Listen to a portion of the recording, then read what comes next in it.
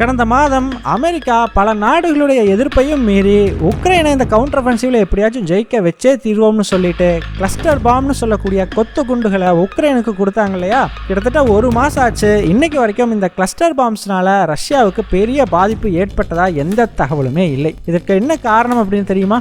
Russia ரொம்பவே அருமையான ஒரு வியூகத்தை வகுத்து அமெரிக்காவோட கிளஸ்டர் பாம்பு கனவுகளை தகர்த்து எரிஞ்சிட்டாங்க அப்படின்னே சொல்லலாம். அது என்ன வியூகம் அப்படிங்கிறது தான் இந்த வீடியோல ரொம்ப டீட்டெயிலாக பார்க்க போறோம். வீடியோவை லைக் அண்ட் சப்ஸ்கிரைப் பண்ணிக்கோங்க. வாங்க வீடியோக்குள்ள போயிடலாம். அறிவோம் தெளிவோம் உறவுகளுக்கு அன்பான வணக்கங்கள்.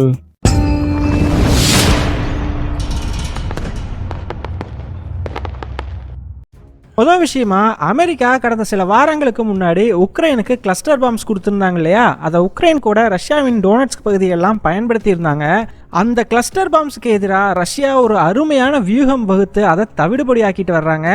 இதை பற்றி உக்ரைன் அஃபீஷியல்ஸ்ட்டை கேட்டப்போ அவங்க என்ன சொன்னாங்கன்னா, நாங்களும் முதல்ல கிளஸ்டர் பாம்ஸை பயன்படுத்தும் போது எங்களுக்கு பெரிய அட்வான்டேஜ் இருக்கும்னு தான் நம்பணும். ஆனால் நாங்கள் முதல் தாக்குதலை நடத்தி முடிச்சதையுமே ரஷ்யா அந்த கிளஸ்டர் பாம்ஸை பற்றி பயங்கரமாக அனலைஸ் பண்ணி அது எப்படி ஒர்க் ஆகுது அப்படிங்கிறதெல்லாம் கிளியராக அண்டர்ஸ்டாண்ட் பண்ணிக்கிட்டாங்க. அதுக்கு பிறகு அதை எப்படி முறியடிக்கலாம்ங்கிற ஒரு பயங்கரமான டாக்டிக்ஸையும் அவங்க போட்டுட்டாங்க. அதனால் நாங்கள் இப்போ கிளஸ்டர் பாம்ஸை பயன்படுத்தும் போது அது பெரிய அளவுக்கு ரஷ்யாவுக்கு எந்த பாதிப்பையும் ஏற்படுத்துறது இல்லை அப்படிங்கிற ஒரு விஷயத்த சொல்லியிருக்காங்க. ரஷ்யா என்ன வியூகம் வகுத்திருப்பாங்கன்னு தானே யோசிச்சுக்கிட்டு இருக்கிறீங்க. அதை பற்றி நம்ம பார்க்கறதுக்கு முன்னாடி முதல்ல இந்த கிளஸ்டர் பாம்ஸ் எப்படி வேலை செய்யுங்கிறத நம்ம புரிஞ்சுக்கணும். அப்போ தான் ரஷ்யாவினுடைய வியூகம் இதை எப்படி தவிடுபடி ஆக்குது அப்படிங்கிறத நம்ம தெளிவாக அண்டர்ஸ்டாண்ட் பண்ணிக்க முடியும். ஸோ முதல்ல அதை பற்றி பார்த்துடலாமா? முதல்ல இந்த கிளஸ்டர் பாம் அல்லது கொத்து குண்டுகள் அப்படிங்கிறத மேலோட்டமாக பார்த்தீங்கன்னா ஒரு நார்மலான குண்டு மாதிரி தான் நமக்கு தெரியும். ஆனால் நீங்கள் இப்போ பார்த்துக்கிட்டு இருக்கிறது வெறுமனே அதோட கேஸ் மட்டும்தான். இது உண்மையில் குண்டே கிடையாதுங்க.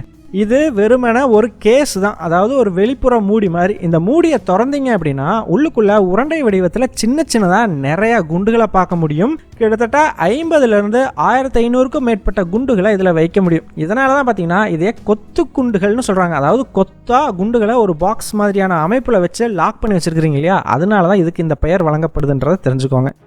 இதையே மோஸ்ட்லி ஒரு பீரங்கி மாதிரியான லான்ச்சர்லேருந்து தான் லான்ச் பண்ணுவாங்க. லான்ச் ஆனதையுமே ஒரு குறிப்பிட்ட ஹைட்டு போன பிறகு அந்த கேஸ், அதாவது மூடி தன்னை போல் திறந்துடும். ஸோ லான்ச் பண்ணும்போது ரொம்ப வேகமாக வந்திருக்கும் இல்லையா. ஸோ வந்த வேகத்தில் அந்த மூடி திறந்ததையுமே உள்ளே இருக்கக்கூடிய அந்த சின்ன சின்ன குண்டுகள் பல இடங்கள்லையும் சிதறி அடிக்கப்படும். ஸோ இப்படி பல இடங்களில் சிதறி போய் விழுகிற குண்டுகள் அங்கங்கே வெடிக்க ஆரம்பிக்கும். இப்படி தான் இந்த கிளஸ்டர் பாம்புங்கிறது வேலை செய்யும். இந்த கிளஸ்டர் பாம்புகளுக்கும் நார்மல் பாம்புகளுக்கும் என்ன வித்தியாசம்னு பார்த்தீங்கன்னா, நார்மல் பாம்பு நம்ம குறி வச்சு எந்த இடத்துல போட்டோமோ அந்த இடத்துல தான் வெடிக்கும். ஆனால் இந்த கிளஸ்டர் பாம்பை பொறுத்த வரைக்கும் அப்படி இல்லை. எந்த இடத்துல போய் விழுந்து வெடிக்கும் அப்படிங்கிறத யாருனாலையும் கெஸ்ஸே பண்ண முடியாது. கிட்டத்தட்ட 100 மீட்டர் சுற்றளவில் எங்கே வேணாலும் போய் விழுந்து வெடிக்கும். சம்டைம்ஸ் இந்த 100 மீட்டரை தாண்டியுமே போய் விழுகும். இதனால தான் இதை ரொம்பவே ஆபத்தான குண்டுகள்னு சொல்கிறாங்க. உதாரணத்துக்கு ஒரு மிலிட்ரி பேஸ் ஒரு சிட்டிக்கு நடுவில் இருக்குதுன்னு வச்சுக்கோங்களேன். ஒரு சின்ன மிலிட்ரி பேஸ் தான். அந்த இடத்துல இந்த கிளஸ்டர் பாம்பை ஏதாச்சும் ஒரு நாடு பயன்படுத்துது அப்படிங்கும்போது அந்த மிலிட்ரி பேஸில் மட்டும்தான் போய் இந்த பாம்பு விழுகணுங்கிறதுக்கு எந்த அத்தாட்சியும் கிடையாது.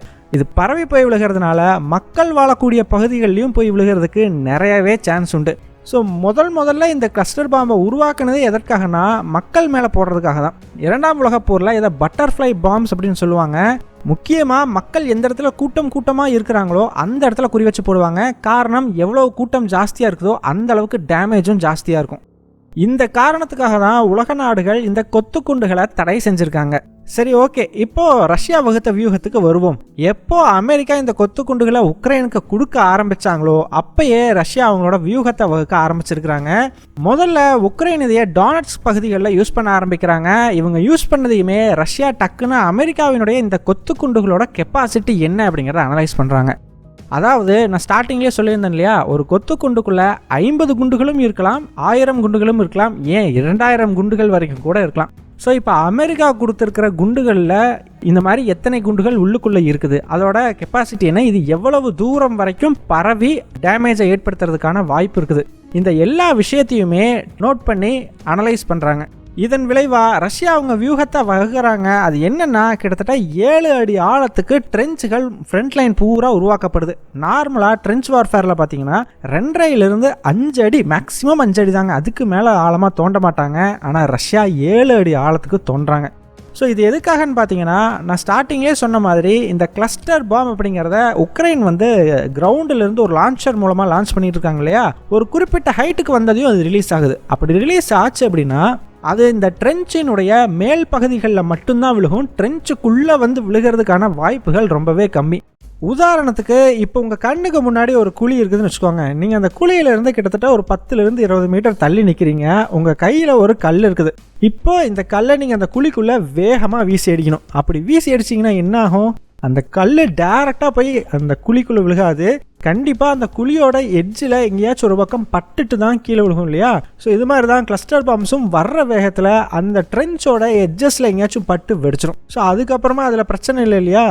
இதனால தான் கிட்டத்தட்ட 7 அடி ஆழத்துக்கு தோண்டியிருக்கிறாங்க. 5 அடி ஆழத்துக்கு தோண்டுனா அந்த சோல்ஜர்ஸினுடைய தலைங்கிறது அந்த ட்ரென்ச்சோட எட்ஜுக்கு கிட்டேயே இருக்கும். ஸோ கிளஸ்டர் பாம் வந்து விழுகும்போது தலையில் பெரிய அளவுக்கு டேமேஜ் ஏற்படுறதுக்கு வாய்ப்பு உண்டு.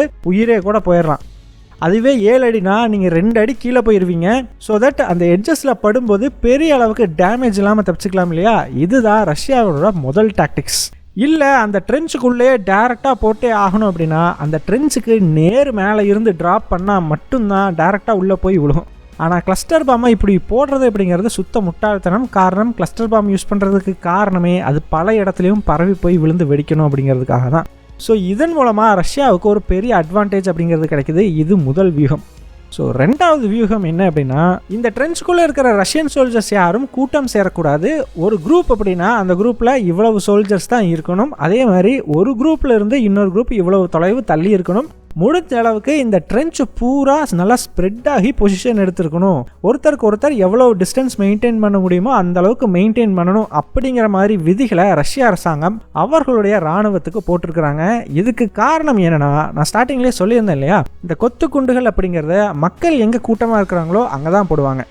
காரணம் அப்போ தான் அதிக உயிரிழப்புகளும் காயமும் ஏற்படும். இதே லாஜிக் தான். எந்த இடத்துல ரஷ்யன் சோல்ஜர்ஸ் கூட்டமாக இருக்கிறாங்களோ அந்த இடத்த குறி வச்சு தான் உக்ரைன் அரசாங்கம் அந்த குண்டுகளை போடுவாங்க.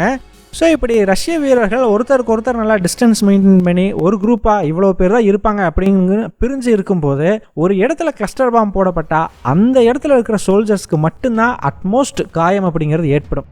அவங்களும் அந்த ட்ரென்ச்குள்ளே இருக்கிறதுனால இந்த பாதிக்கப்படக்கூடியவர்களின் எண்ணிக்கை அப்படிங்கிறது இன்னுமே குறையும். இந்த காரணத்துக்காக தான் எந்த அளவுக்கு தள்ளி இருக்க முடியுமோ அந்த அளவுக்கு தள்ளி இருங்க அப்படிங்கிற ஒரு விதியையும் ரஷ்ய அரசாங்கம் இப்போ போட்டிருக்கிறாங்க.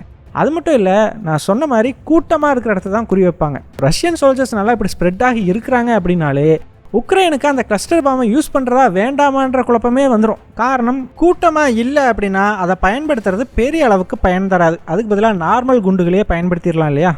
இதனால தான் பார்த்தீங்கன்னா என்னதான் உக்ரைன் கிட்டத்தட்ட ஒரு மாதமாக அந்த கொத்து குண்டுகள்ங்கிறது இருந்தாலும் அதிக அளவில் எங்கேயும் அந்த கொத்து குண்டுகளை பயன்படுத்தாமல் இருக்கிறாங்க. ஸோ இந்த அளவுக்கு வேறு லெவல் வியூகத்தை ரஷ்யா வகுத்து அதை வேகமாக செயல்படுத்தி அமெரிக்காவினுடைய கொத்து குண்டுகளை பயனற்றதாக மாற்றிருக்கிறாங்க. யோசிச்சு பாருங்கள் எந்த அளவுக்கு வந்து பக்காவாக அந்த பிளானிங் அப்படிங்கிறது இருந்தால் இவ்வளவு சீக்கிரமாக இந்த விஷயத்தை பண்ணி முடிக்க முடியும் அப்படின்னு சொல்லி. சரி, அப்போ உக்ரைனுக்கு இந்த கொத்து குண்டுகளை பயன்படுத்துறதுக்கு வேறு வழியே இல்லையா அப்படின்னு கேட்டால் கண்டிப்பாக இருக்குது. பீரங்கிகளில் இருந்து மட்டும் இல்லை, இந்த கொத்து குண்டுகளை ஜெட்டு விமானங்களில் இருந்தும் வீச முடியும். ஸோ நான் முன்னாடியே சொன்ன மாதிரி இந்த ட்ரென்ச்சுக்கு நேரு மேலே இருந்து கொத்து குண்டுகள் விழுந்தது அப்படின்னா ட்ரென்ச்சுக்குள்ளே அதிக அளவுக்கு அந்த குண்டுகள் விழுந்து வெடிக்க வாய்ப்புகள் உண்டு. ஸோ இந்த ஜெட்டு விமானங்கள்லேருந்து கரெக்டாக போயிட்டு அந்த ட்ரென்ச்சுக்கு மேலே இருந்து லான்ச் பண்ணாங்கன்னா கரெக்டாக அந்த ட்ரென்ச்சில் ஓரளவுக்கு டேமேஜாக இதனால் கிரியேட் பண்ண முடியும். ஆனால் இங்கேயும் என்ன பிரச்சனை இருக்குதுன்னு பார்த்தீங்கன்னா, இந்த ஃப்ரண்ட் லைனில் இருக்கிற ஏர் ஸ்பேஸை ரஷ்யா அவங்களோட டாமினேஷன் கீழே வச்சுருக்கிறாங்க. நீங்கள் பெருசாக உக்ரைனோட ஜெட்டு விமானம் பறந்தது அப்படிங்கிற செய்தியவே கேள்விப்பட்டிருக்க முடியாது. ரஷ்யா ஜெட்டு போச்சு, ரஷ்யா ஹெலிகாப்டர் போச்சு அப்படிங்கிறத தான் கேள்விப்பட்டிருப்பீங்க. காரணம், இந்த ஏர் ஸ்பேஸ் அப்படிங்கிறது இப்போதைக்கு ரஷ்யா கட்டுப்பாட்டில் இருக்குது. ஸோ இதுவும் உக்ரைனுக்கு இப்போதைக்கு ஒரு ஆப்ஷன் இல்லை அப்படிங்கிறதையும் தெரிஞ்சுக்கோங்க. ஆக்சுவலாக அமெரிக்கா பல எதிர்ப்புகளையும் மீறி உக்ரைனுக்கு கொத்து குண்டுகளை கொடுத்ததுக்கு காரணமே உக்ரைனால் கவுண்டர் அஃபென்சிவ்ல எதுவுமே பெருசாக பண்ண முடியல. சரி, அதுதான் போயிட்டு போகுது. ரஷ்ய வீரர்களுக்காச்சும் எந்த அளவுக்கு பாதிப்பை ஏற்படுத்த முடியுமோ அந்த அளவுக்கு ஏற்படுத்தி விடலான்ற பிளானோட தான் இதை பண்ணாங்க. ஆனால் அமெரிக்காவோட ஆசையில் பெட்ரோலை ஊற்றி கொளுத்திவிட்டு ரஷ்யா பயங்கரமான ஒரு பிளானை போட்டு தன்னுடைய வீரர்களை பாதுகாத்துருக்குறாங்க அப்படின்னு தான் சொல்லி ஆகணும். எப்படி இருந்துச்சு ரஷ்யாவினுடைய பிளான்? பிடிச்சிருந்துச்சு அப்படின்னா லைக் பண்ணிக்கோங்க. எங்கள் டெலிகிராம் சேனல் லிங்க் டிஸ்கிரிப்ஷனில் கொடுக்குறோம். இன்ட்ரெஸ்ட் இருக்கிறவங்க ஜாயின் பண்ணிக்கோங்க. ரொம்ப முக்கியமான செய்திகள் அதில் பகிரப்படும். வீடியோ பிடிச்சிருந்ததுன்னா லைக் பண்ணிக்கோங்க, சப்ஸ்கிரைப் பண்ணிக்கோங்க. இதன் மூலமாக எங்களுடைய வீடியோஸ் இன்னும் நிறைய பேர்த்துக்கு போய் சேரும். முடிஞ்சால் உங்களுடைய ஃப்ரெண்ட்ஸுக்கிட்டையும் நிறைய ஷேர் பண்ணிக்கோங்க. இது எங்களுடைய உழைப்புக்கு நீங்கள் கொடுக்குற ஒரு ரிவார்டாக இருக்கும். நன்றி.